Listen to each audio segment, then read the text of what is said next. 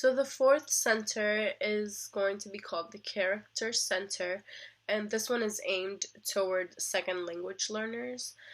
Second language learners have a harder time following along with the story, especially one as intricate as the Lorax, due to the type of language and words that they used.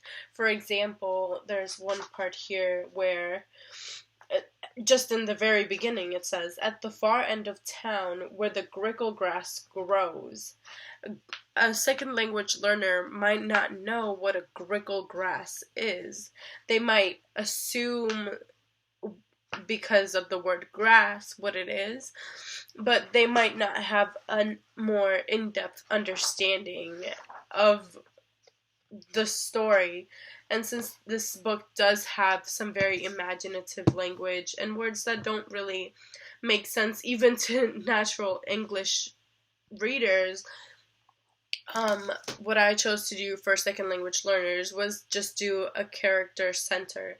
And in this center, second language learners would be using a bubble map in order to just describe characters within a story. So they would be using the bubble map. Say, for the Onceler, they would find adjectives that Dr. Seuss used within the Lorax, and then just fill out the bubble map in order to describe that character. So to further along the bubble map idea for the fourth learning center, what I want to have the students do is fill out the bubble map for each character using adjectives found in the book to describe those characters. And then what I want them to do is look up the definition of those adjectives. This will help students actively find information, which is a great way for students to recall information in a better way. When they're actively looking for it, they remember it easier. And then after that, I want the students to use that adjective used to describe the character in a sentence. This will show me proficiency and show me that they understand what the word means and how to use it correctly within a sentence. This process will help them to become better learners, and it will also help build their vocabulary.